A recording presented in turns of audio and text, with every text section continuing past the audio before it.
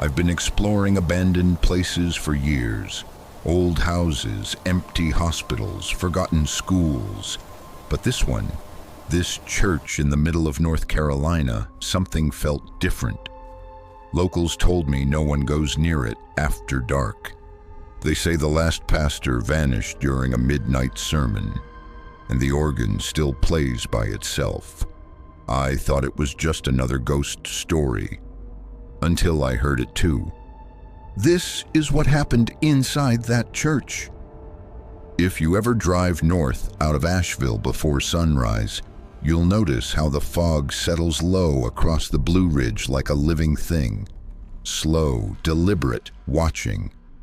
I never used to think much of it, but now every time I see that fog, I remember what happened in Iron Hollow, and I remember the sound that came from beneath the floor of that church.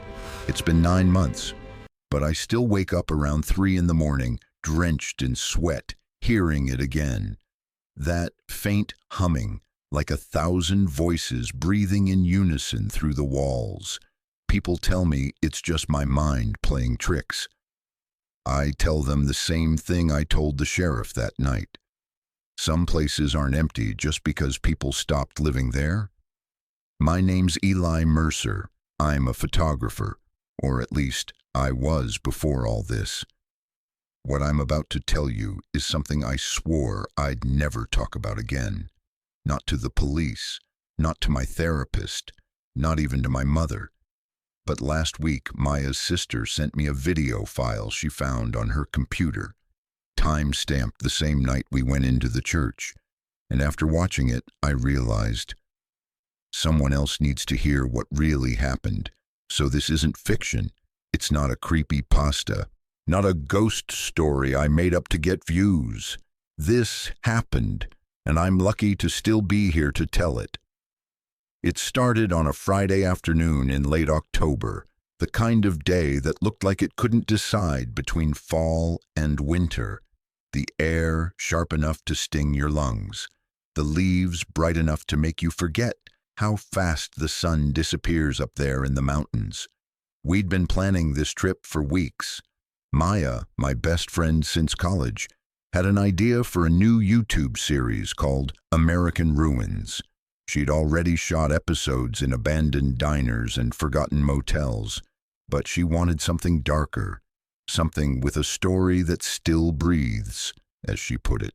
That's when Ryan Keller reached out. He was a local guide who knew every hidden trail in the Pisgah Forest.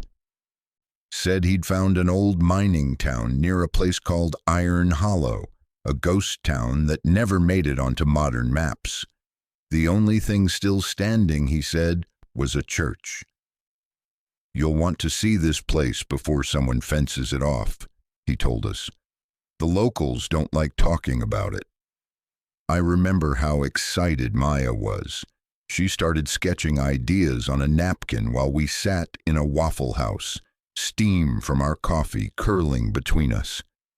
Caleb, Maya's boyfriend, the kind of guy who treated danger like a sport, leaned back in the booth and grinned. An abandoned church in the woods? Hell yeah, that's thumbnail gold. Lily, his girlfriend, wasn't smiling. She was tracing a circle on the tabletop with her finger, lost in thought. You said Iron Hollow? She asked Ryan. My grandmother used to talk about that place. She said it wasn't a town. It was a mining camp that got sealed off after something collapsed. Ryan shrugged. Could have been. The old records are a mess, but the coordinates line up. There's definitely a structure out there.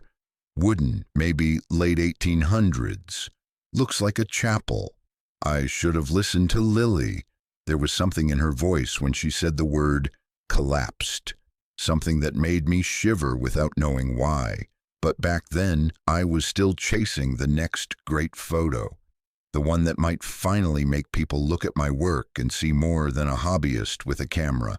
We packed light. 2 cameras, Ryan's gear bag, my tripod. Enough snacks for a day. Ryan told us the hike would be about 2 miles, mostly flat. "We'll get there before sunset," he promised. When we pulled out of Asheville around noon, the sky was cloudless. By the time we reached the old logging road that led toward Iron Hollow, the clouds had thickened into a gray blanket that swallowed the ridgeline. The temperature dropped 10 degrees in minutes. Ryan's truck led the way, crunching gravel under its tires. My Honda followed close behind, Maya in the passenger seat, filming out the window. The trees on either side looked skeletal, stripped bare, their branches clawing at the sky. "This is perfect," Maya said, adjusting the focus ring on her camera. "It feels like the start of something we shouldn't be doing." She didn't mean it literally, but later, when I watched her footage, that line hit differently. We stopped at a small turnout where the road ended in a rusted gate. The paint was mostly gone, the metal eaten through until it looked like lacework. Someone had hung a sign there years ago: "No trespassing, property of Hollow Mining Company." The letters were barely legible under layers of rust. Ryan checked his GPS, nodded to himself, and said, "This is it. Church is about 2 miles up that way." He pointed toward a narrow trail that vanished into the trees. Caleb stretched his arms like a soldier gearing up for battle. "Finally, thought we were going to spend all day sitting on our asses." Lily stayed in the car for a moment longer, staring through the windshield. When I asked if she was okay, she said quietly, "Doesn't it feel like we're being watched?" I laughed it off, but even as I did, I found myself glancing toward the tree line. The wind had died completely. Not a single leaf moved, and in the silence, I could hear something faint, a sound I told myself was just water trickling somewhere below the ridge. It wasn't. That was the first sound we'd hear from the church. Ryan slung his backpack over one shoulder and pushed open the gate. The hinges screamed like an animal. Beyond it, the trail was swallowed by darkness, even though it was only 3 in the afternoon. I remember thinking how fast the light faded once we stepped under those trees. Maya turned her camera toward me and said, "Give me a line for the opening, Eli. Something honest." I looked back at the gate, then into the shadowed path ahead. "Sometimes," I said, "the only way to prove something's gone is to see what it left behind." She smiled. Perfect. That was the last time I remember her smiling. We walked for maybe 20 minutes before the path started to narrow. Branches brushing our shoulders. The air smelled like iron and wet earth. Every few minutes Maya would stop to film, narrating small bits for her audience, talking about the history of mining towns, about faith built on collapse. She was good at it, made everything sound poetic, but when we passed the first set of carvings on a tree, her voice dropped. There were 5 symbols burned into the bark. Small eyes, each with a line cut through the middle. I ran my thumb over one. The edges were smooth, not recent. "Locals marking boundaries," Ryan said quickly, too quickly. "Probably kids messing around." "Kids don't carry branding irons," Caleb muttered. Ryan didn't answer. We kept walking. The trees grew thicker, the light dimmer, and somewhere ahead, beneath the sound of our boots crunching dead leaves, I started to hear it, a low, rhythmic hum, almost like chanting. When I asked if anyone else heard it, no one replied. We reached a clearing right before sunset, and there it was, the church. It stood in the center of the clearing, tilted slightly to one side, paint flaking off in long white strips. The bell tower was leaning, the cross at its peak, crooked. No glass left in the windows. The door hung half open, as if waiting for us. Maya whispered, "This is unreal." I raised my camera and snapped a picture. When I looked at the screen, the photo was darker than it should have been, almost black, but in the window I saw something, a shape, like someone standing there, looking out. I took another photo. The window was empty. That's when my phone buzzed in my pocket. No signal, but when I checked my gallery, a new image had appeared, one I hadn't taken. It was the church, same angle, same light. Except in that photo, the door wasn't open. It was wide open, and 5 figures stood inside, facing the camera. That was the moment I realized this wasn't just another exploration. This place had been waiting for us. Before I go any further, if you're new here, hit subscribe. Because what happened after we stepped through that door, you're going to want to hear it. When I first saw the photo on my phone, I thought it had to be a glitch. Maybe some weird double exposure, but the more I stared at it, the more wrong it felt. Those figures inside the church weren't clear, not exactly human. The shapes looked warped, like they'd been stretched by light itself. I didn't tell the others. Not then. The air around us had already changed. It was colder now, though the sun hadn't fully set. The last of the daylight bled through the trees, painting everything gold and blood orange. Ryan unrolled his printed map on the hood of his truck, tracing a line with his finger. "Once we get our bearings," he said, "we'll do a perimeter check. Make sure the place is stable before we go inside." Caleb grabbed his flashlight and grinned. "Dude, it's a wooden church, not a mine. What's it gonna do, fall on us?" Ryan shot him a look. "You'd be surprised how fast rot eats through old timber. You step in the wrong spot, you're through the floor." Lily stood apart from us, hugging herself. The dying light made her look pale, almost translucent. "Do you feel that?" she whispered. "Feel what?" I asked. "Like the ground's humming." I crouched and pressed my palm against the dirt. For a second, I thought she was imagining things, until I felt it too, a faint vibration pulsing steady like a buried heartbeat. Ryan noticed the look on our faces. "Groundwater," he said quickly. "You get aquifers under the ridge, pressure shifts, it can feel like that." But the explanation didn't sit right. The vibration didn't fade. It synced up with something else, a pattern almost like a rhythm. 4 beats, pause, 4 beats again. Maya lifted her camera, zooming in on the church. "Eli," she said quietly, "tell me you see that." At first I didn't. Then I noticed the cross at the top of the steeple was slowly tilting, not from wind, not from decay. It was moving. We all stared. The sound of Ryan's GPS clicking broke the silence. The cross stilled. Caleb laughed, a little too loud. "Old wood, man. Creaks in the breeze." But there wasn't any breeze.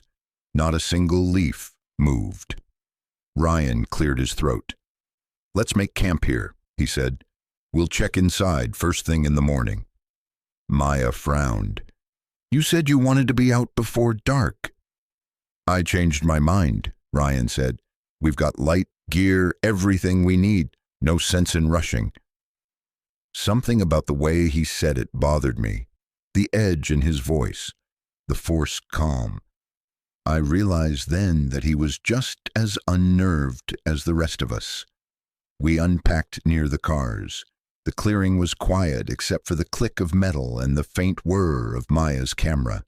She filmed short clips of the gate, the tree carvings, the sign. "Intro footage," she explained when I asked. "The setup matters."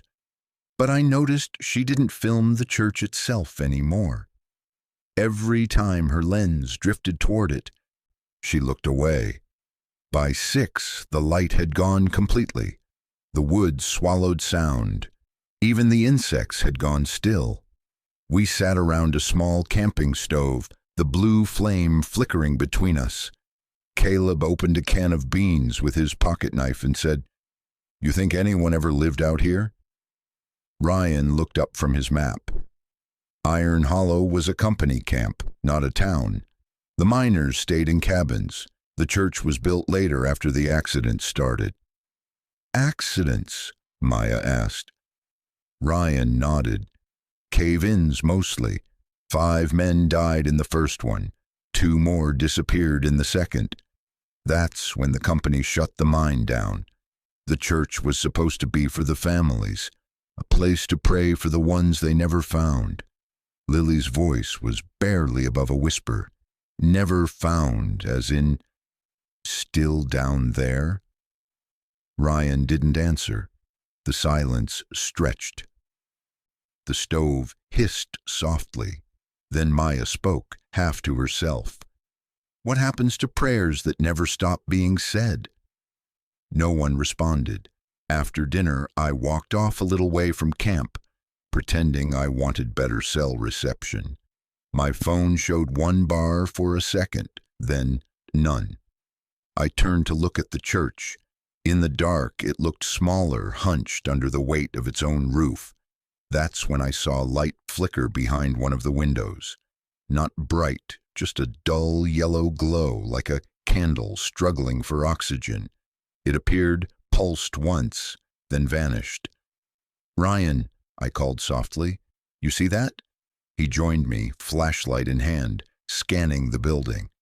Probably reflection, he muttered, but I could tell he didn't believe that. The light had come from inside.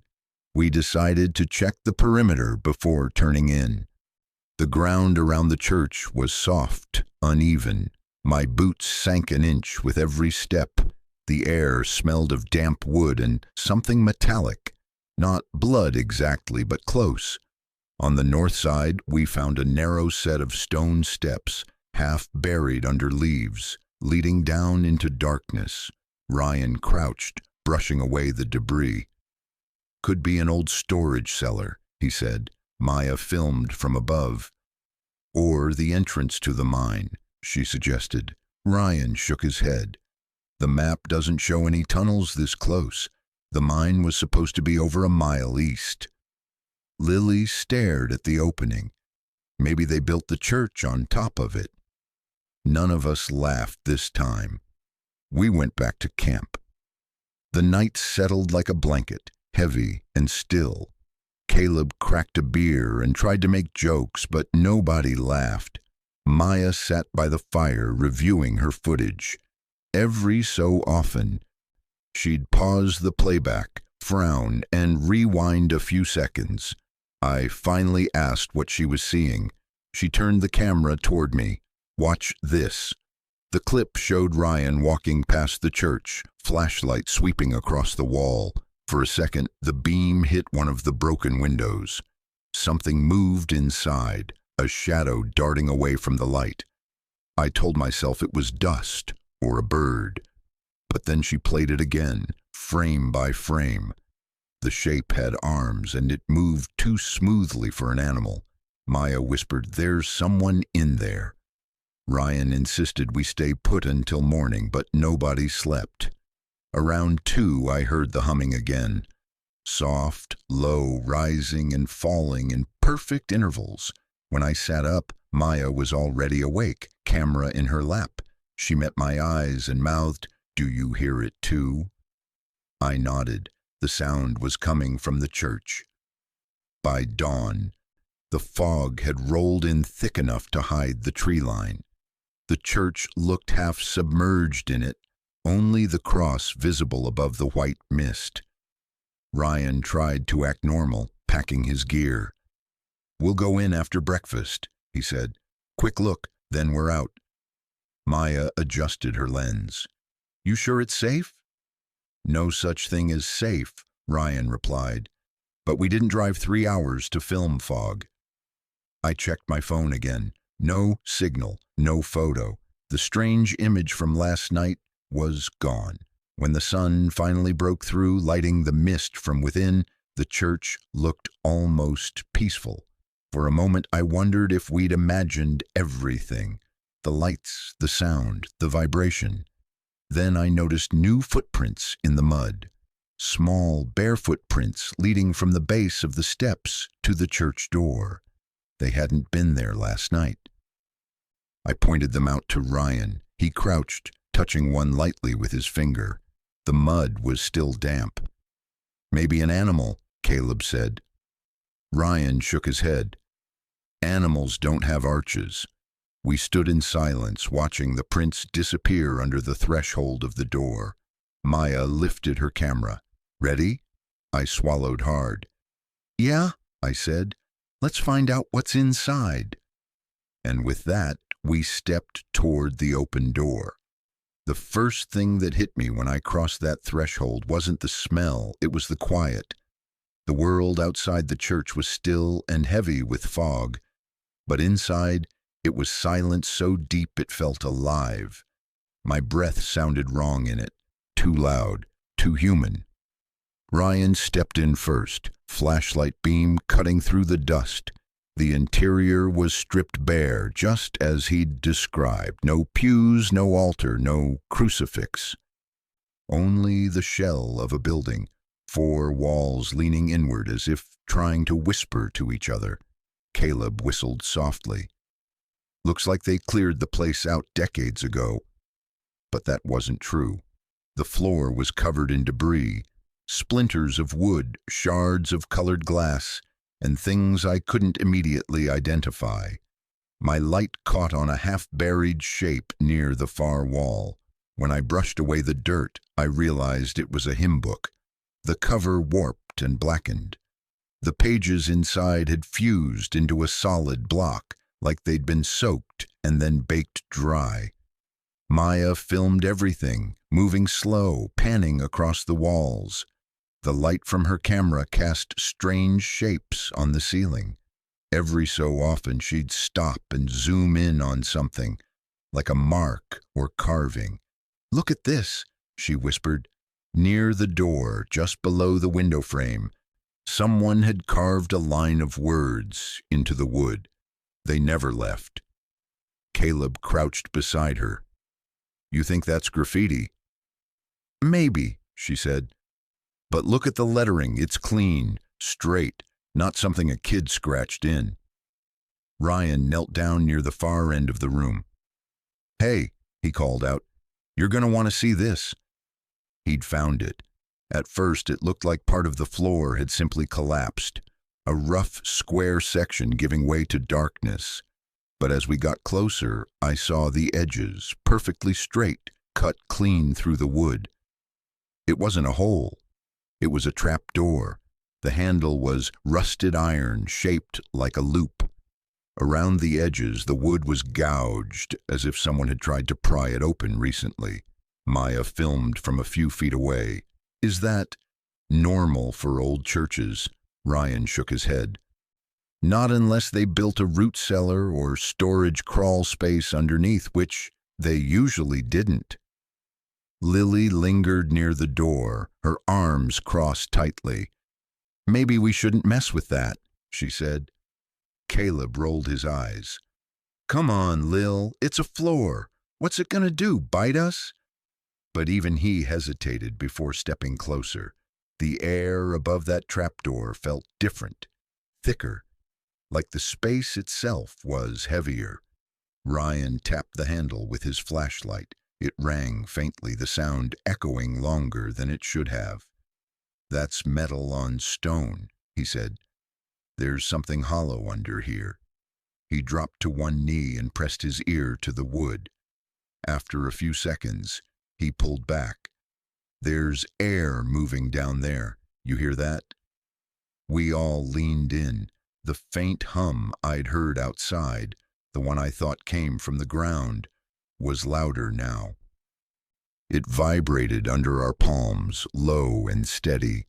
Caleb grinned. "Guess we found the mine." Ryan frowned. "If this connects to the mine, it's not safe. We'll take a look, but nobody goes down until we know the structure's solid." He braced himself and pulled on the handle. It didn't budge. He tried again, the muscles in his arms flexing, face tightening. The door groaned, then shifted. Dust rained down in a thick cloud. "Wait," Maya said suddenly. What's that? She turned her camera toward one corner of the room. The beam of her light caught something on the wall. An old framed picture, the glass cracked but intact. It was a faded photograph of the church itself, probably taken a century ago. Only in the old photo there were people standing outside, dozens of them, men, women, children, all facing the camera. And every single one of them had their eyes scratched out. Lily gasped and stumbled back, hitting the doorframe. Who would do that? Ryan ran a hand over his face. Same person who carved those symbols on the trees, probably. But the look in his eyes said he didn't believe that. Maya zoomed in for a close-up. This was deliberate, every face, every single one. Something thudded under the floor. We all froze. It was faint but unmistakable, a dull impact from beneath the boards. Once, then again. Ryan stood slowly. Back outside, now. No one argued. We started toward the door. Caleb turned for one last look and stopped. Guys, he whispered, look. The trapdoor handle was moving. Just a twitch at first, like it was breathing. Then it jerked upward, once, twice, hard enough to make the hinges squeal. Ryan yanked his pack open, pulled out a crowbar. Everyone outside, go! Maya didn't move. Her camera was still trained on the door. There's something down there, she murmured. I can hear it. Now, Ryan barked. She flinched and backed away, keeping the camera steady. We stumbled into the fog-choked clearing. The light had changed again, somehow dimmer even though it was barely mid-morning. I could still hear that humming sound, stronger now, rising from under the earth like a chant. Ryan dropped to his knees, panting. Nobody goes near that thing again, understood? Caleb was pale, sweat beading on his forehead. You think someone's trapped down there?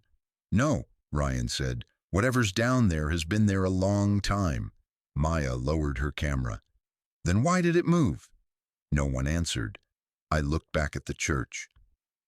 The doorway was just a black rectangle against the fog, but for a second I thought I saw movement, something shifting just inside the frame. Ryan, I whispered, there's someone.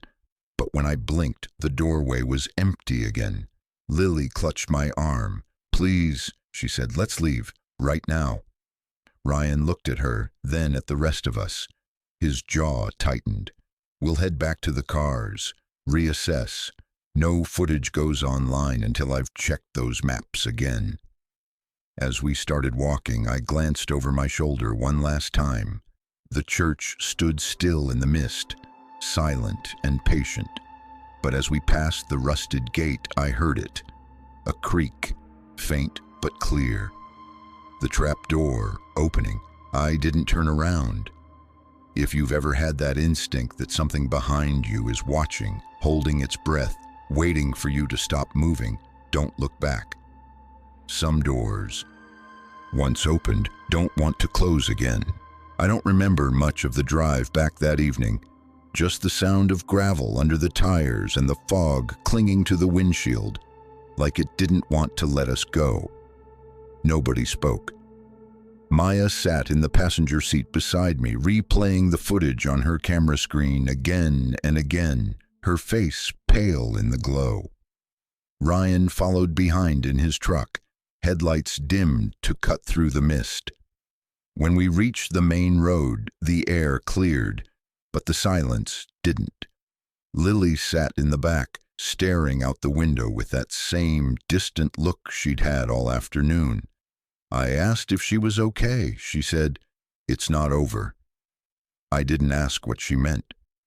We checked into a small roadside motel near Brevard, one of those half-forgotten places with vending machines older than the building.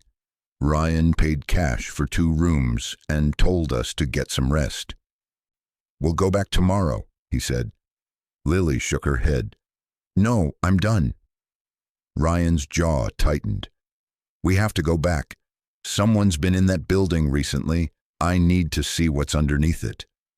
Need to? I asked. He hesitated. That trapdoor wasn't on any of the old maps. If it connects to an unmarked tunnel, it could be part of the mine collapse site. The state would want it reported. Maya looked up from her camera. You think the state's going to care about a 100-year-old hole in the ground? Ryan didn't answer.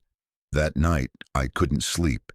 Every time I closed my eyes, I heard the thudding sound again. That dull, rhythmic pounding from beneath the floor. At one point, I thought I felt it again, faintly, through the mattress, like something far below was still moving.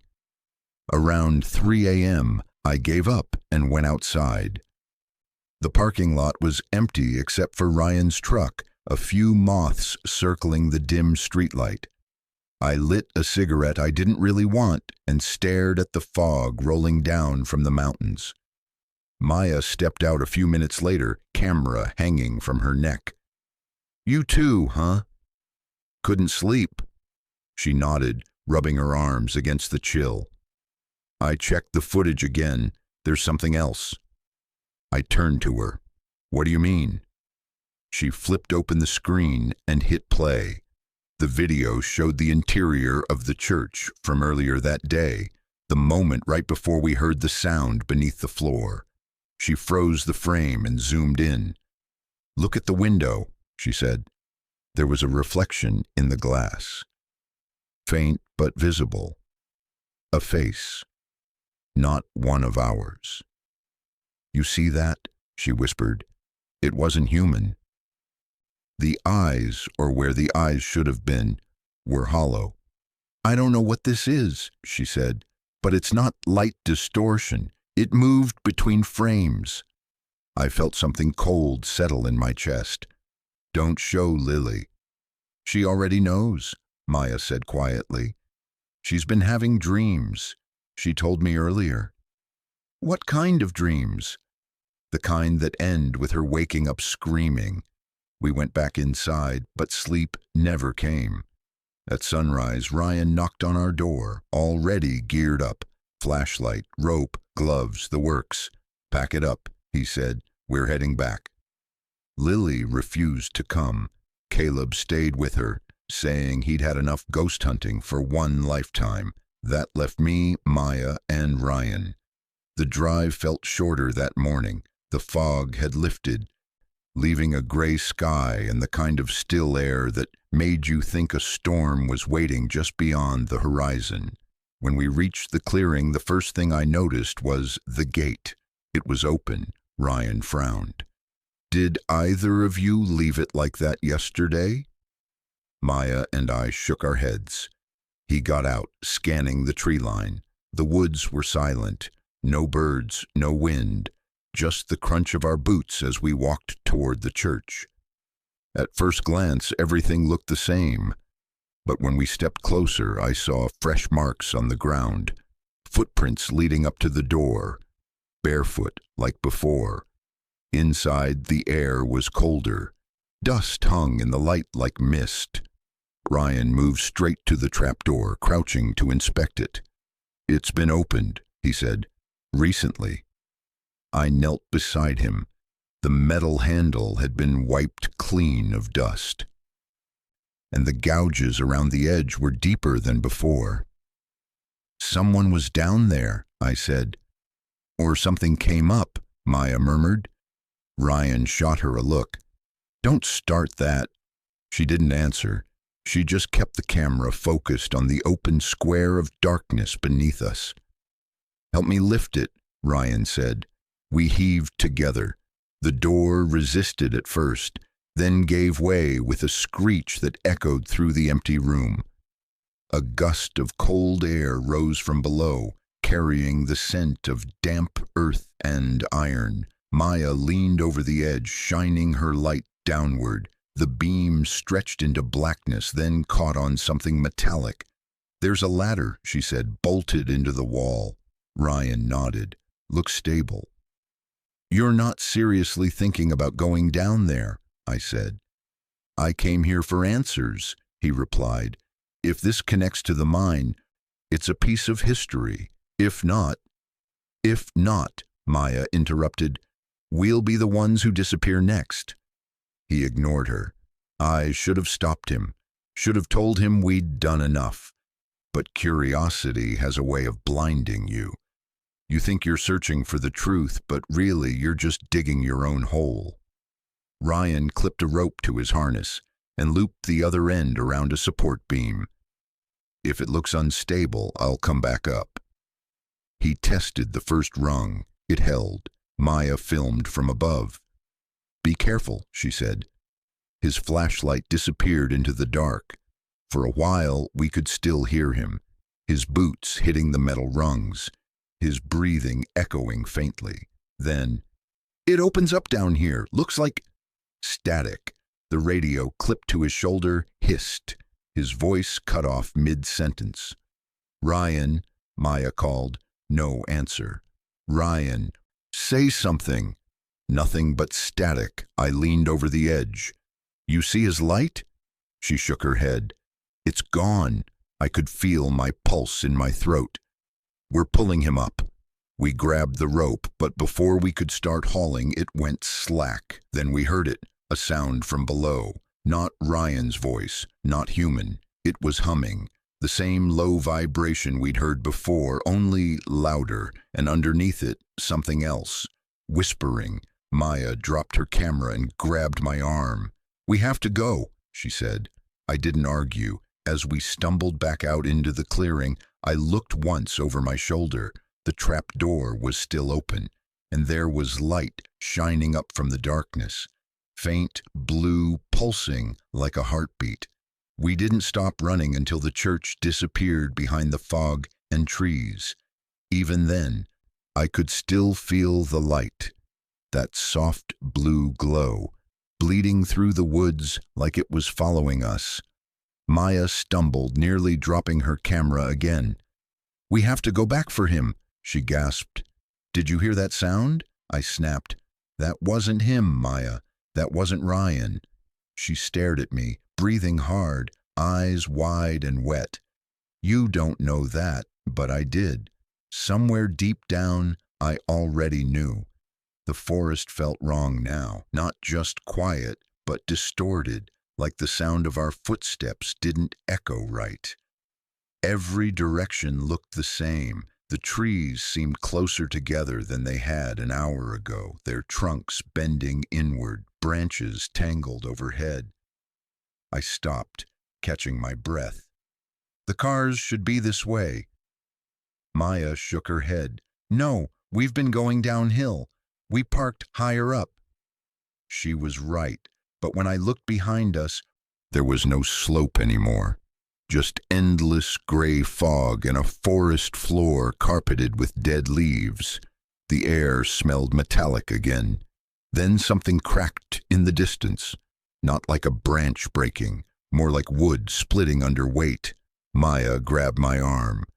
That came from the direction of the church. Another sound followed, rhythmic thuds, faint but steady. It took me a moment to recognize it. Footsteps. We ducked behind a fallen log. I killed my flashlight, holding my breath.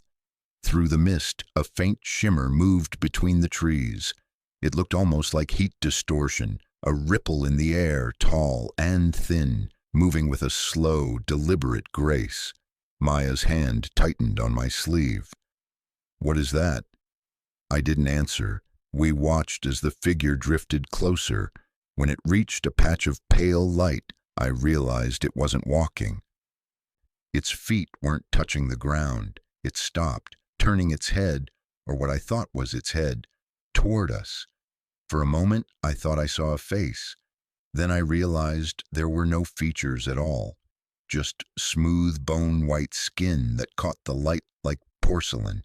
And then it whispered, not out loud, not through the air, but inside my head.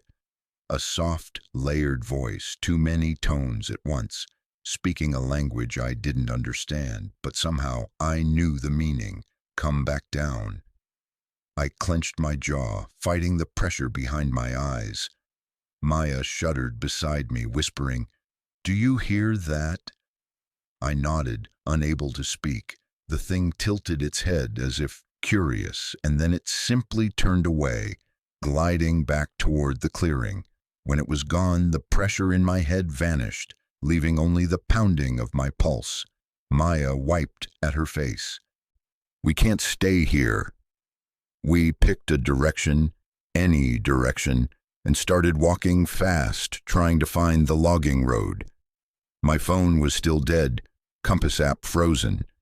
The deeper we went, the darker it got, even though it couldn't have been past noon. After maybe 20 minutes, we broke through the trees into another clearing. My stomach dropped. It was the church. The same tilted roof, the same broken windows.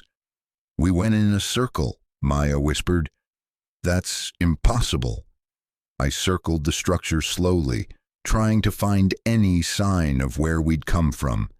But no matter which direction I looked, the trees stood in the same formation, like we were trapped in a loop. Maya knelt in the dirt near the foundation, brushing something aside with her hand. "Eli, look." It was a footprint, bare, human, leading away from the trap door towards the tree line. There were two sets, one small, one larger. "Ryan," she said hopefully, but I saw the difference immediately. Ryan's boots had tread. These prints were clean, the toes unnaturally long, and the smaller ones, they stopped halfway across the clearing, not like someone had turned back, like they'd been lifted. "We're leaving," I said. We ran again, not caring about direction now, just moving. The forest shifted around us, fog thickening until the trees looked like tall, pale figures. Every few steps I thought I heard breathing that wasn't ours. At some point the ground began to slope upward. My lungs burned, but the sight of light ahead pushed me forward.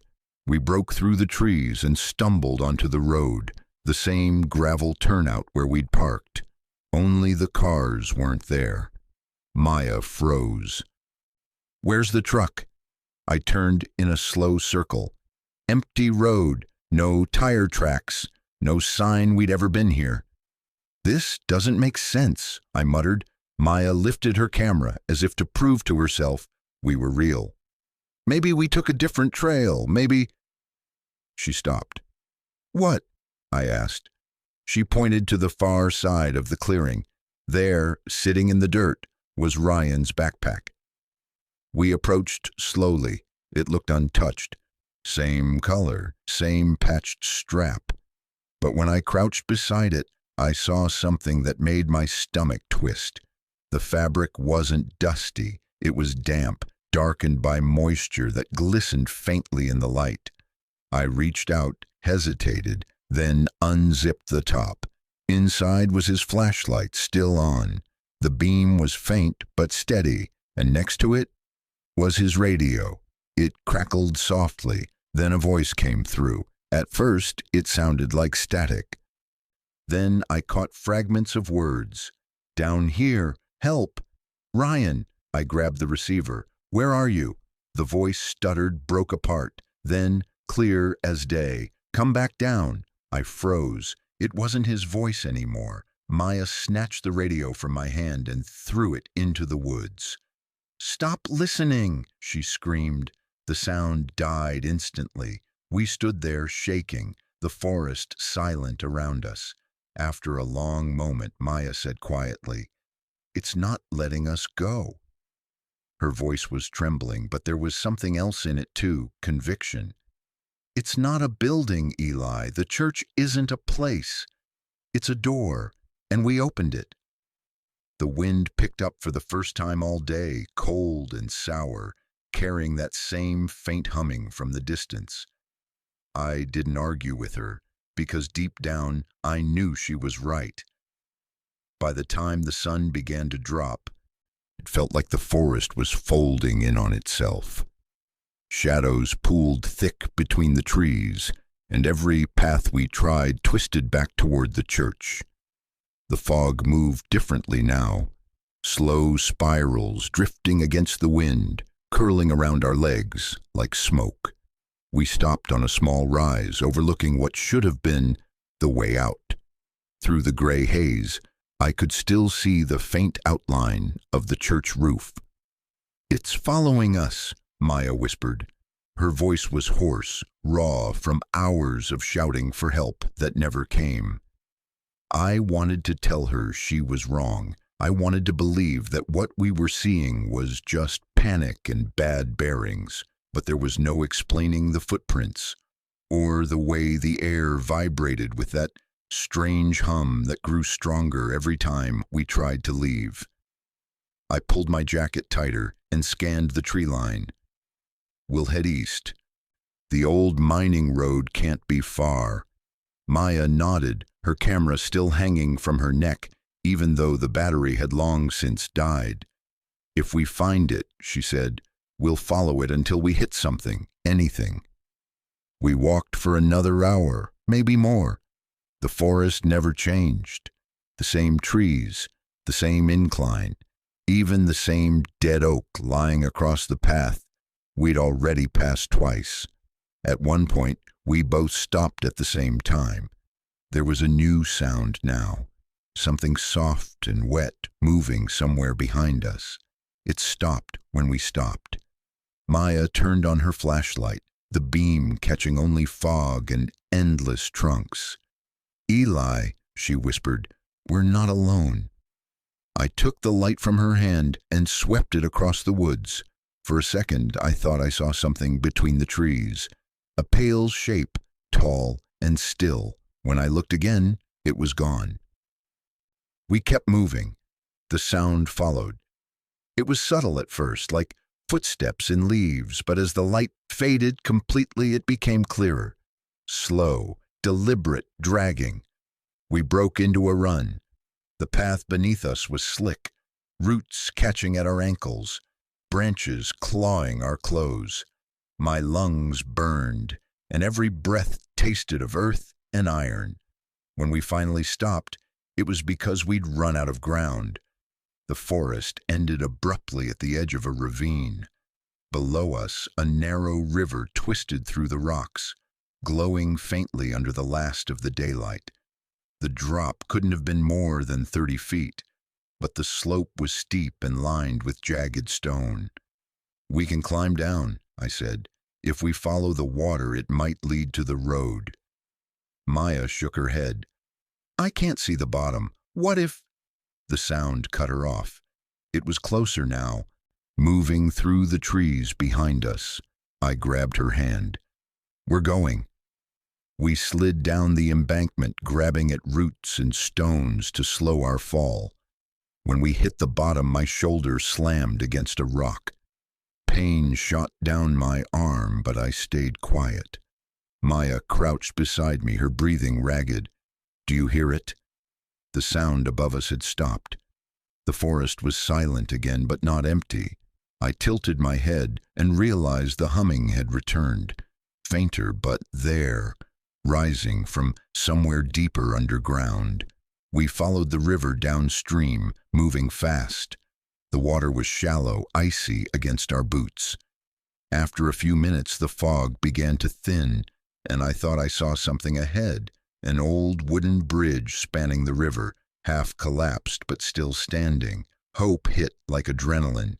"That's man-made," I said. "That means a trail." Maya didn't respond.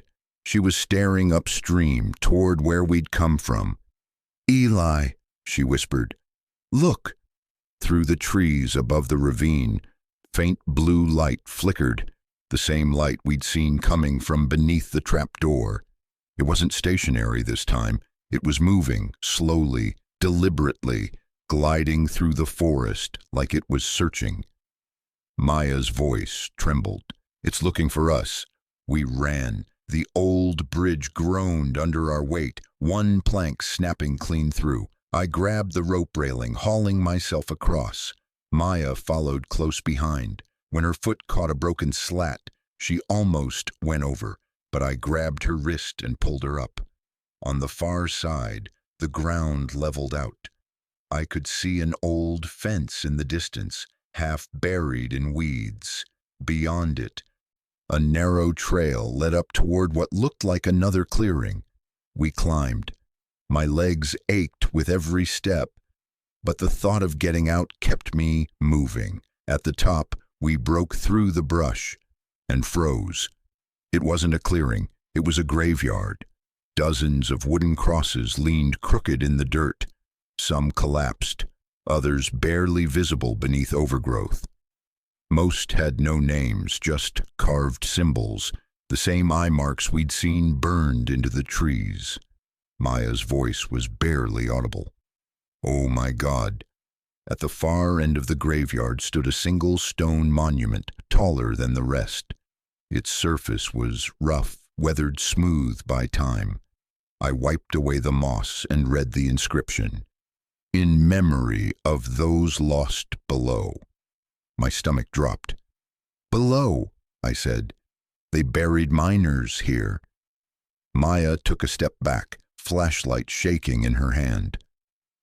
No, look at the ground. The soil between the graves wasn't settled. It shifted, rising and falling in tiny rhythmic pulses. Like breathing, we both stumbled backward, tripping over roots. The humming grew louder again, echoing up through the ground beneath our feet. Something moved beneath the dirt. A ripple traveled from one end of the graveyard to the other, like something massive was crawling just under the surface. Then the first hand broke through. It wasn't skeletal, it was pale, perfectly preserved. Fingers too long, skin stretched tight. Another followed, then another, grasping blindly at the air. Maya screamed, "Run!" We sprinted toward the fence. Behind us, the ground split open with a wet, tearing sound. Figures were pulling themselves free, human shapes, eyeless faces glistening in the beam of my flashlight. I didn't look back again. We tore through the brush until my lungs burned, until my legs refused to move. When we finally collapsed near the riverbank, the humming had faded. For the first time in hours, the forest was silent. Maya sat beside me, shaking, her camera still clutched in her hands. "They're not dead," she whispered. "They never were." I didn't answer. I couldn't, because the truth was finally sinking in. The church wasn't built over the mine. It was the mine, and we had just woken it up. By the time we found the ranger station, the last of the daylight was gone. It stood just off the river, hidden beneath a ridge, half swallowed by ivy and thyme. The windows were broken, the door barely hanging on one hinge, but inside it smelled dry. Wood rot and dust, not death. Maya went straight to the corner and collapsed against the wall. Her camera dangled from its strap, its red indicator light blinking weakly before dying completely. She didn't even notice. I used my phone's flashlight to scan the room. A rusted cot, a cracked lantern, a stack of old Park Service maps from the 1980s curling at the edges. The roof leaked in 2 spots, but the air felt still, safe, or at least safer than the graveyard. "Here," I said, pulling my jacket off and draping it over her shoulders. She looked up at me like she'd forgotten I was real. "Do you think we lost them?" "I don't know," I said honestly. "I don't think they chase. They wait." Maya shuddered. "Wait for what?" I didn't answer. For a long while, we sat in silence. The only sound was the slow drip of water from the ceiling.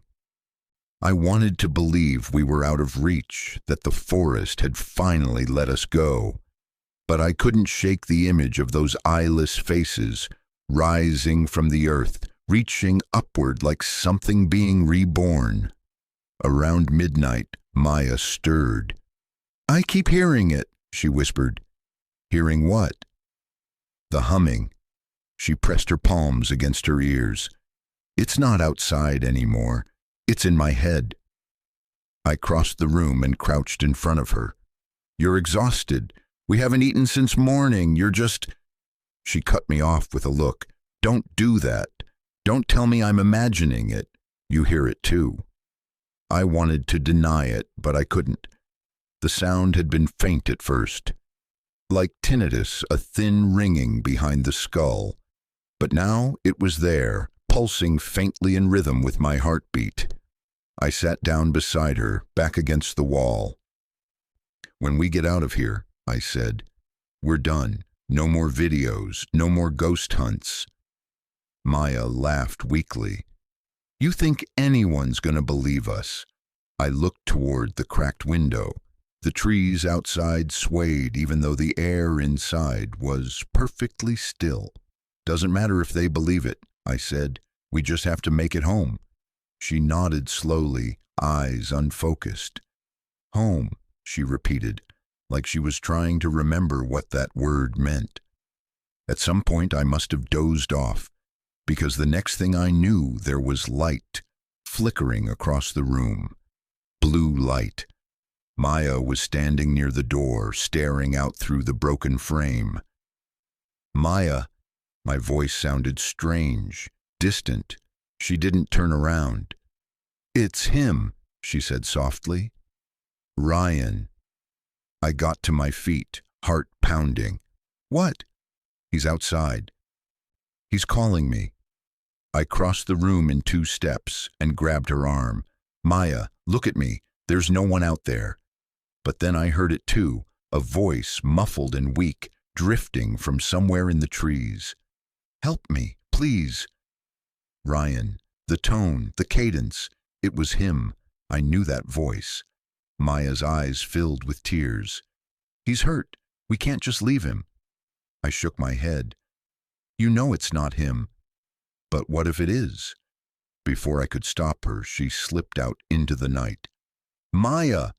The fog swallowed her within seconds. I grabbed the lantern from the table and followed, the beam cutting through the gray.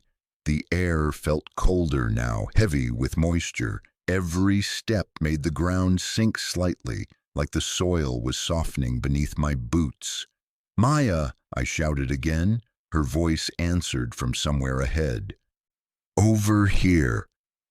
I pushed through a curtain of vines and froze. She was standing in the middle of the clearing, the same clearing where we'd first seen the church. The fog was thinner here, lit from below by that impossible blue glow, and she wasn't alone. Ryan stood a few feet away from her, facing her. His skin was the color of marble, his clothes streaked with mud. But it was his eyes that made me stop breathing. They were gone. Just smooth skin stretched across empty sockets. Maya, I said, stepping forward slowly, move away from him. She turned toward me, tears streaming down her face. He needs help. Ryan's mouth moved. The sound that came out wasn't a voice. It was 100 whispers overlapping, echoing from the ground itself. Maya gasped, clutching her head. Stop, stop, please. I lunged forward, grabbed her wrist, and pulled. For a second, it felt like something was holding her back. Then the resistance snapped, and we stumbled onto the dirt. When I looked up, Ryan was gone. The light had vanished too. Maya was trembling, blood running from her nose. They're inside my head, she whispered. They know my name. I half carried her back to the ranger station. She collapsed onto the cot, shaking violently. For the next hour, I sat beside her, trying to keep her awake. She muttered in her sleep, words that weren't English, soft and broken, like the whispers we'd heard under the floor. At some point, I realized the humming had stopped. That should have been a relief. It wasn't, because silence in Iron Hollow didn't mean safety. It meant something was listening. Outside, the fog thickened again. The trees creaked, and from somewhere in the distance, faint but certain, came the metallic clang of a trapdoor closing. Morning came gray and cold, the kind of dawn that doesn't feel like it belongs to a new day, just an extension of the same nightmare. The ranger station looked smaller in the pale light, the wood darker like it had soaked up the night. Maya hadn't moved from the cot. She lay curled under my jacket, her breathing shallow, her skin almost translucent. When I touched her shoulder, she flinched so violently, I thought she'd been shocked. "It's me," I said quietly. Her eyes opened. They were bloodshot, ringed with shadows. "Did you hear it?" she whispered. "Hear what?" "The voices, they never stopped." I listened, holding my breath. The air was still. No humming, no whispers, just the steady creak of old wood. "There's nothing," I said, though I wasn't sure I believed it. She shook her head. "You don't understand. They're not outside anymore. They're under us." I looked down at the floorboards. The thought came quick and uninvited, that what we'd heard beneath the church had followed us here, that it wasn't tied to a place, but to the act of hearing itself. I stood and crossed to the broken window. The forest beyond was motionless, the fog thinning into thin strands that clung to the branches. For the first time since arriving, I could see the ridgeline clearly. The church wasn't visible, but the direction of it felt heavy, like gravity itself was pulling that way. Maya sat up slowly. "You're thinking about going back?" I turned. "We need answers, Maya. Ryan's gone," she said flatly. "Whatever's down there took him." "Maybe," I said. "But if it took him, maybe it left something behind." She stared at me, disbelief warring with exhaustion. "You're talking about going back to that thing, after everything we saw?" I didn't respond. Instead, I picked up one of the old ranger maps from the table. The paper was yellowed, curling at the edges, but the ink had held. Iron Hollow was marked faintly near the bottom margin. A dotted line led from the river to a series of black squares labeled Mine Access 3. "There's another way in," I said. "Not through the church. If we can find this tunnel, maybe we can see where it leads." "Eli, listen to yourself. We barely made it out alive." "I know." "Then why?" "Because it's not going to stop." That silenced her. I didn't mean to say it out loud, but the moment the words left my mouth, I knew they were true. Whatever we'd disturbed, whatever we'd seen rising from the ground, it wasn't confined to that church anymore. The humming, the whispers, the reflection in the glass, it was spreading. Maya stood, shaky but determined. "You think we can end it?" "I don't know.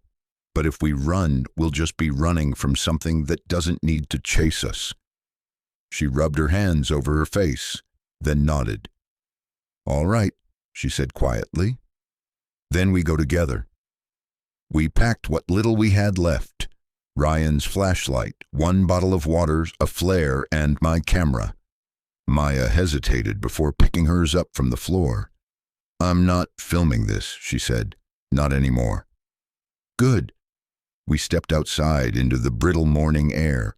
The fog was finally breaking apart, revealing strips of pale blue sky.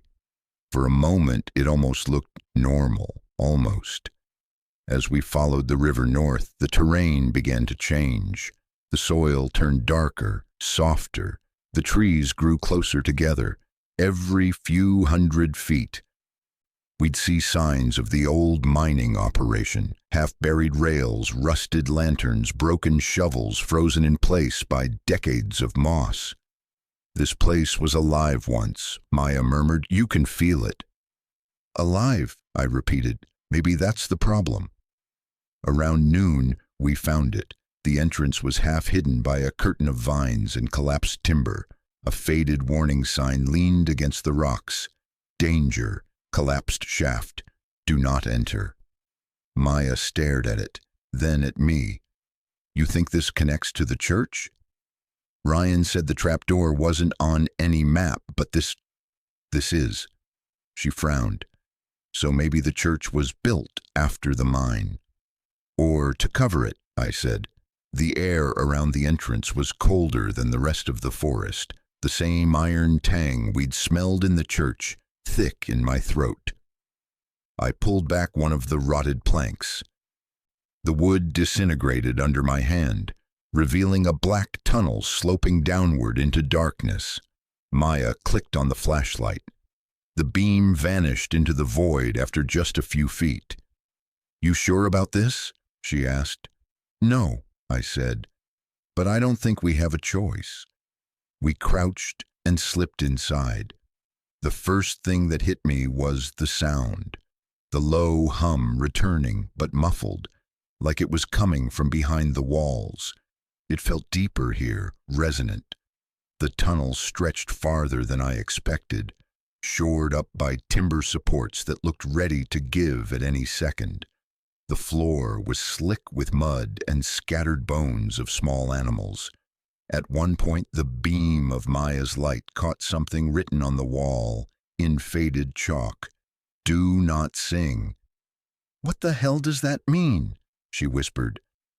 I didn't answer. The air grew colder with each step. My breath fogged the beam of the flashlight. Far ahead, I could see faint blue light flickering along the tunnel walls, just like in the cavern beneath the church. Maya gripped my arm. "We're close."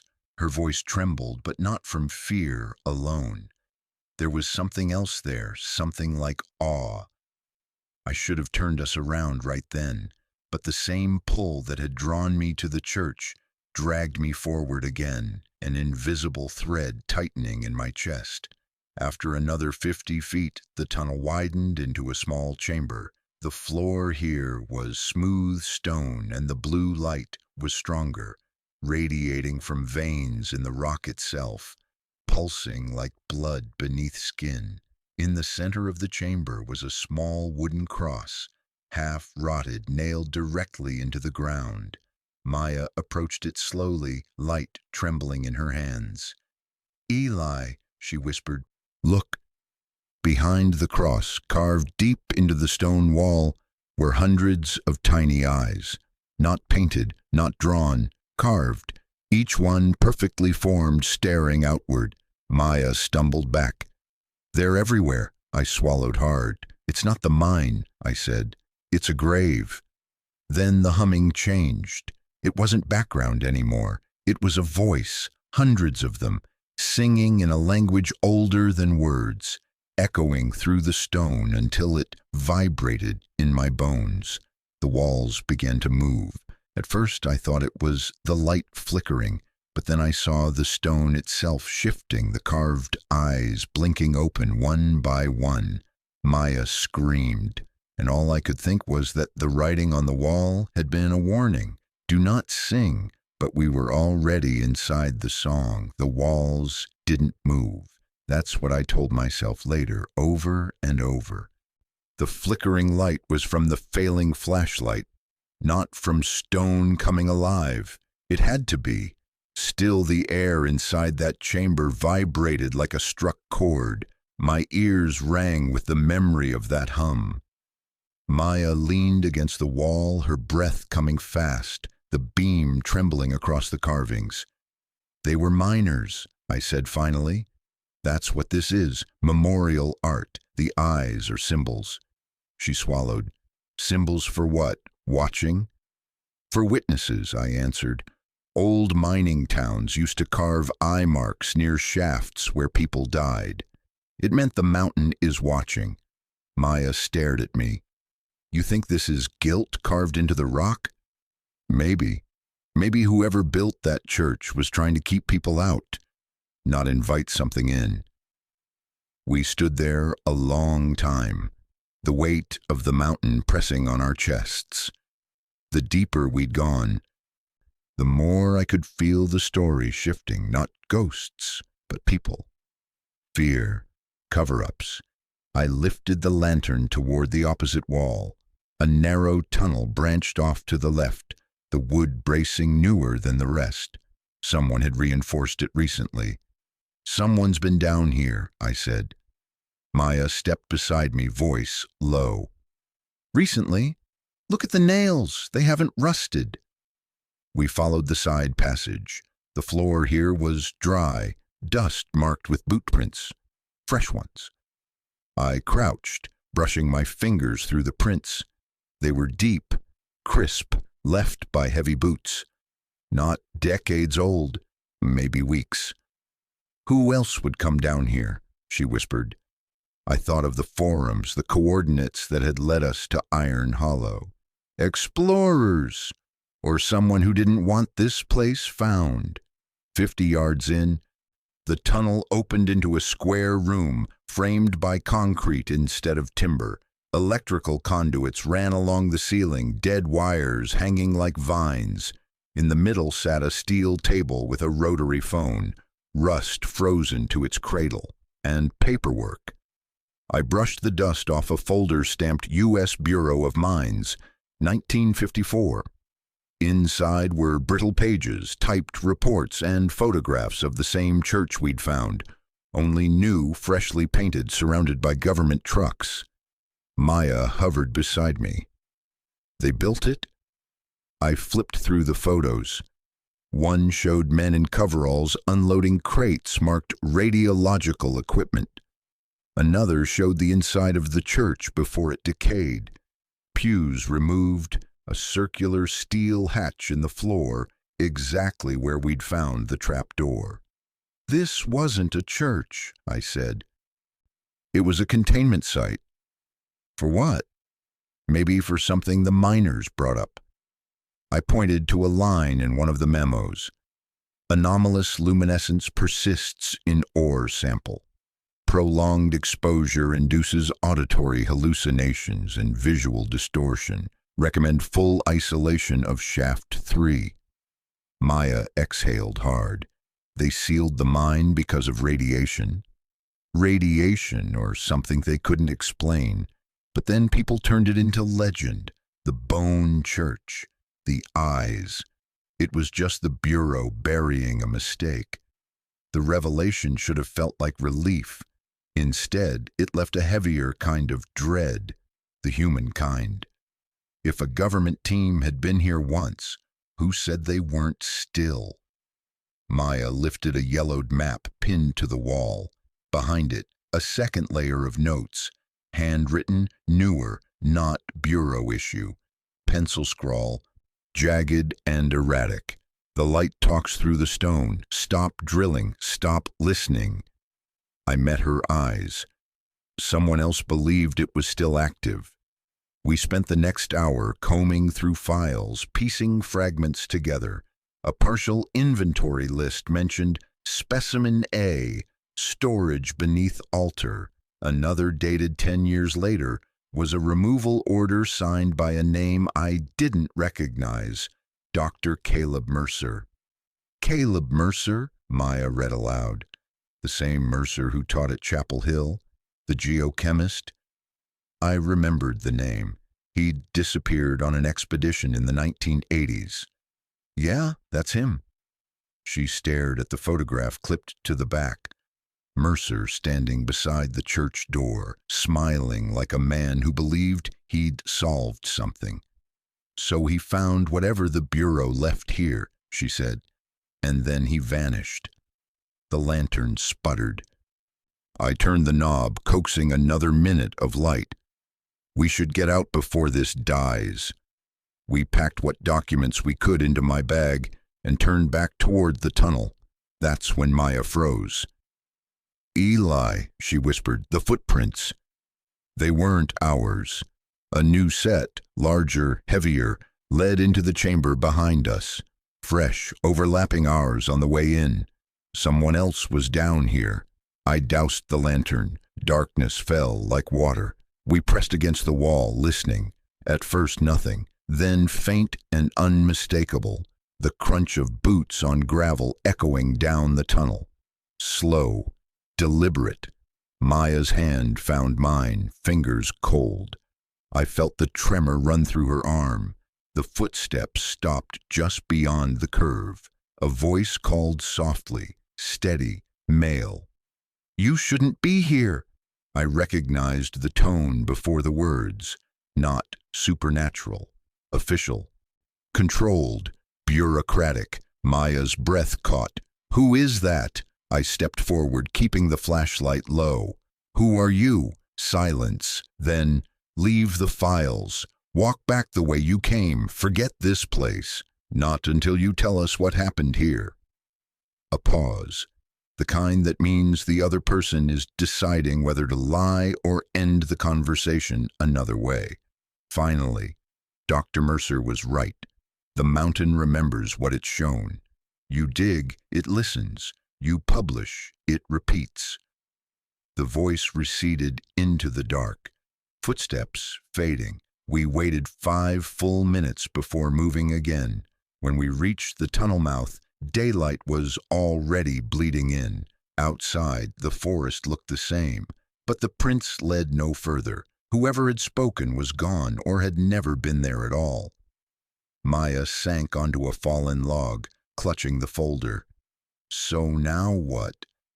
We have proof, but no one will believe it. They don't have to believe us, I said. They just have to stay away. The wind shifted, carrying the smell of metal and rain from the hollow. Somewhere below, deep under the earth, I thought I heard the faint vibration of machinery. Old drills, maybe generators still running after all these years. Maybe the Bureau hadn't stopped working down there. Maybe they never would.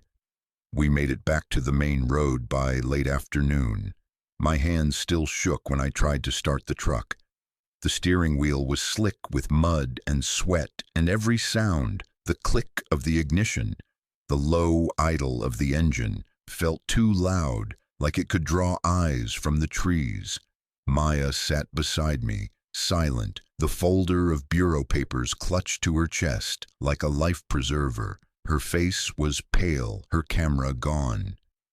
She hadn't spoken since we'd left the tunnel, not even when I'd asked if she was okay.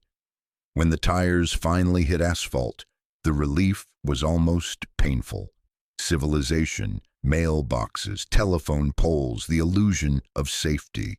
We drove for an hour before either of us said anything. "Where do we go?" she asked at last. "Somewhere with witnesses," I said. "A diner, a gas station, anywhere not empty." We stopped at a small place outside Asheville, the kind with fading Coke signs and coffee that smelled burnt even from the parking lot. Inside, fluorescent lights buzzed overhead, and the air reeked of fry oil and disinfectant. It felt heavenly. We took a booth by the window. The waitress, a woman in her 50s with a smoker's rasp, poured 2 mugs of coffee without asking. "You two look like you've been through a war," she said. "Something like that," I muttered. Maya slid the folder onto the table, flipping it open. "We need to show this to someone official. State police, maybe." "They'll bury it again," I said. "If the Bureau built that church, then half the agencies around here already know." She sipped her coffee, staring through the steam. "Then what do we do? Pretend none of this happened?" Before I could answer, the bell over the door jingled. 2 men walked in. They looked ordinary, work boots, ball caps, the kind of blue-collar anonymity you stop noticing after a minute. But their eyes swept the diner too carefully, their conversation too quiet. One of them glanced our way and froze for half a second before turning toward the counter. Maya noticed it too. She closed the folder slowly. "Eli." "I see them," I said under my breath. I reached for the backpack at my feet and slid the papers inside. The men ordered coffee, never sitting, their reflections clear in the front window. They weren't locals. You can tell by posture alone. Locals lean on their heels, comfortable. These 2 balanced forward, ready. After a minute, one stepped outside, phone pressed to his ear. The other stayed, pretending to study the dessert menu. Maya whispered, "You think they're—" "Yeah," I said. We left cash on the table and headed for the back exit. The waitress called after us, but I didn't answer. Behind the diner was an alley that opened onto the service road. My truck sat in the back lot, 20 yards away. We moved fast, but not fast enough. The man on the phone was already waiting beside it. He ended the call as we approached, his face unreadable. "You shouldn't have gone down there," he said. His voice was the same one from the tunnel, calm, professional, practiced. Maya froze. "You followed us," he shrugged. "You left a trail, cameras, GPS, your license plate at the ranger station." "What do you want?" I asked. "To make sure those files don't leave this county." He took a step forward. His jacket shifted enough for me to see the outline of a pistol at his hip. "Give me the bag." I tightened my grip on the strap. "They prove what happened." "They prove nothing but bad history," he said. "Radiation leaks, safety violations, lost men, the rest, the voices, the stories. That's folklore. But folklore spreads, and panic is expensive." Maya's voice trembled. "You killed them, didn't you? The explorers before us." His expression didn't change. "You should get in your truck, drive home, and forget Iron Hollow exists." "And if we don't?" He smiled faintly, but it didn't reach his eyes. "Then I have to clean up another mess." Behind him, the other man stepped from the shadows, hand already on his weapon. Instinct overrode fear. I threw the coffee thermos from the diner straight at his face. The scalding liquid hit his arm, and he cursed, stumbling back. Maya darted for the passenger door. I shoved the first man aside and dove into the driver's seat. The truck roared to life. Tires screamed as we tore out of the lot. Bullets cracked through the rear window. Glass exploded behind us, shards catching the sunlight like glitter. Maya ducked, covering her head. "Keep your head down," I shouted, flooring the accelerator. We hit the highway doing 60, then 70. The mirrors showed 2 sets of headlights gaining. They were following. "Eli, the papers!" Maya yelled. "They'll kill us for them." "Exactly why we can't stop." The chase lasted miles. Then, up ahead, I saw flashing red lights. County sheriff cars blocking the next intersection, a traffic stop. I slammed the brakes, veered onto the shoulder, and jumped out with my hands up, shouting before the deputies could even reach for their guns. "Federal agents, they're armed!" Confusion flashed across their faces, but it was enough. The black sedan behind us swerved, brakes shrieking, then reversed hard and disappeared down the opposite ramp. When the deputies finally lowered their weapons, I was shaking so badly I could barely stand. "What the hell's going on here?" one of them demanded. I glanced at Maya. She was clutching the folder again, knuckles white. For a moment, I thought she might hand it over. Instead, she held it tighter. "Just a misunderstanding," I said. "We'll go." The deputies exchanged a look but let us pass. We drove until night fell, finally stopping at a motel off I-40. The neon sign buzzed weakly, half the letters dead. Inside the room, Maya sat on the bed staring at the folder. "They're never going to let us tell this story." "They don't need to," I said. "We already know it." She looked up. "Then what's next?" I thought of Ryan, of the graves, of the endless humming that still echoed somewhere in memory. "Next," I said, "we make sure Iron Hollow never gets dug up again." Outside, a semi rumbled past, shaking the thin motel walls. I watched the headlights fade into darkness and felt the weight of the papers in my lap. The proof of a history rewritten by fear and greed. Maybe monsters weren't real after all. Maybe people were worse. The motel room smelled like mildew and burnt coffee.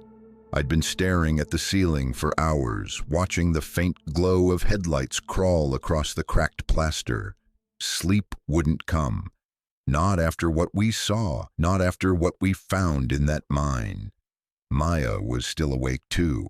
She sat cross-legged on the floor, laptop open, her face bathed in the cold light of the screen.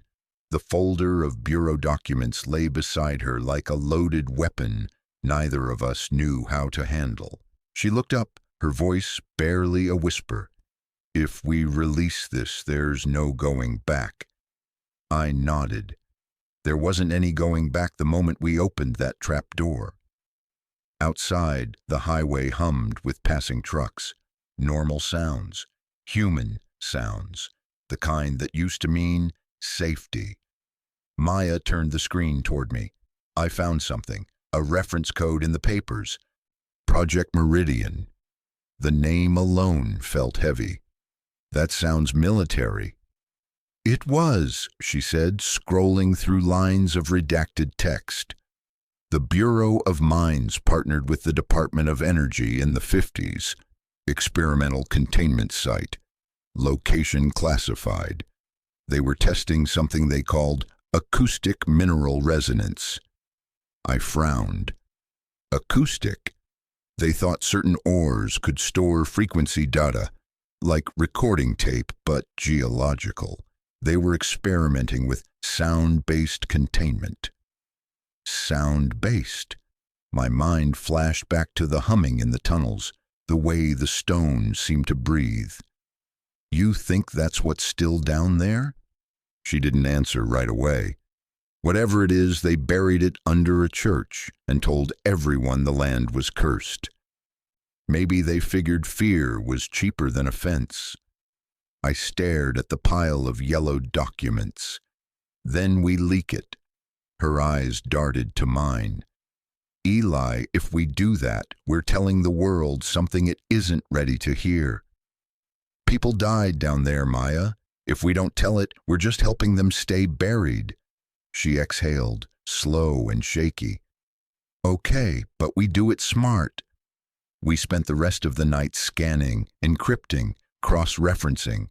The screen filled with flickering PDFs, grainy photos, coded memos. Every word felt like a confession whispered from the grave. By dawn, the upload was running through an anonymous server. 30%, 50, 70. I stood by the window watching the light bleed over the Blue Ridge. For the first time in days, I felt something close to relief. Then I saw the car, a black sedan parked across the lot.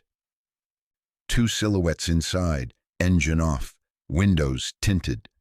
"Maya," I said softly, "we've got company." She turned, eyes wide. "You think it's—" "I don't think. I know." We didn't pack. We didn't even grab our coffee, just the hard drive and our phones. We slipped out the side door, hearts pounding. The morning air was cold enough to sting. The road behind the motel curved into forest, thick with fog. We kept walking, trying to look normal. After a minute, Maya said, "They'll come after us." Then we keep moving until the upload's done. "Eli, what if they're not just trying to stop the story? What if they're trying to stop it from getting out?" The question hung between us, heavy and unspoken. We reached a gas station just off the interstate. The old fluorescent lights buzzed overhead, the smell of diesel strong enough to sting my throat. I used a payphone to call Julia Reeve, the only journalist I trusted enough to believe this. "Eli," she answered, "you sound like hell." "I've got something," I said. "Old government files, Appalachian containment site. People died. I need you to publish everything we send." "Send it now," she said quickly, "and don't go home." Maya's laptop pinged. Upload complete. For a second, neither of us breathed. Then she smiled, a small, trembling thing that almost felt like victory. "We did it," she whispered. "It's out there now." "Yeah," I said. "Now we see who listens." We spent the next day moving between towns, staying in diners and parking lots, avoiding anything that looked too familiar. Every time a car slowed near us, we stopped talking. Every time a stranger's gaze lingered too long, my hand twitched toward my bag. By evening, the story had already spread. Julia's headline read, "Secret 1950s mining project covered up radiation disaster in North Carolina." Maya scrolled through the comments. Some called us heroes. Most called us liars. A few asked if we were still alive. "They'll try to bury it again," she said quietly. "Then we make it too loud to bury." That night, we holed up in a roadside motel outside Roanoke. The hum of the neon sign outside filled the room with soft pink light. I couldn't sleep, but for the first time I wasn't afraid of what was under the ground. I was afraid of what was above it. People with power, people with silence.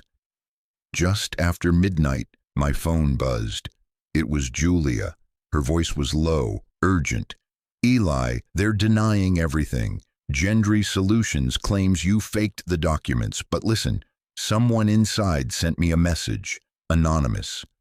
It says, Project Meridian never ended." "What does that mean?" I asked. "It means the site might still be active." The line crackled, then went dead. Maya sat up, eyes searching mine.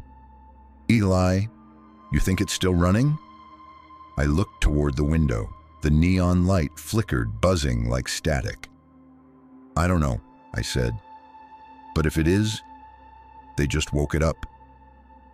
Outside, somewhere far in the distance, thunder rolled across the mountains. The morning after Julia's call, I woke to the sound of rain tapping the window. The air smelled like wet asphalt and electricity, that scent that always comes before something breaks. Maya was sitting at the edge of the bed, phone in her hand, scrolling. "They're calling us hoaxers," she said flatly. "Government spokespeople, corporate lawyers, everyone's discrediting the leak." I rubbed my eyes. "That's what they do. Deny first, delay second, rewrite the truth third." She looked up. "Julia's article hit every major outlet. You saw the photos trending, the church, the ruins, the coordinates." "Yeah, except," she hesitated, "except they're gone now." "What do you mean gone?" "Taken down, every one of them. Links redirect to 404 pages. I sat up fast. "Even Julia's site. Her whole site," Maya said. "Offline. Deleted." The motel TV flickered in the corner. A news anchor smiled as she read a segment about a local weather alert. Heavy rainfall, possible flooding. Nothing about Iron Hollow, nothing about us. It was like the story had evaporated overnight. By noon, Julia's number was disconnected. Her social accounts were wiped. The only proof she'd ever existed was cached pages already vanishing one by one. Maya whispered, "It's like someone erased her." We checked our emails. Messages bounced. Our cloud accounts locked. Even the encrypted server we'd used to upload the files, gone. And yet, the world went on. People buying gas, eating lunch, living their small lives while we sat there holding a truth that no longer had a place to live. That night, we drove west just to keep moving. The rain turned to fog as the Blue Ridge faded in the rearview mirror. Maya stared out the window. What if this is the point? To make it impossible to prove anything, so the truth becomes another ghost story. "Then we keep telling it," I said, "even if no one listens." She didn't answer. We reached Nashville by sunrise and rented a cheap apartment with no paperwork. Cash only. The walls smelled like paint thinner and damp carpet. Days passed. No calls, no headlines, just silence. Until the letter arrived. No return address. Just my name written in clean, mechanical handwriting. Inside was a single photograph, an aerial shot of Iron Hollow. But the church, the crater, the clearing, it was all gone. Trees covered everything, perfectly uniform, like the land had been replanted. On the back of the photo, one line in typewriter ink: containment successful. Maya dropped the photo on the table, her hand shaking. They cleaned it up. Or covered it deeper, I said. We didn't talk for a long time. The apartment clock ticked like a heartbeat, steady and merciless. Finally, she said, Eli, what if the containment wasn't just about that place? What if it's about people? I frowned. What are you talking about?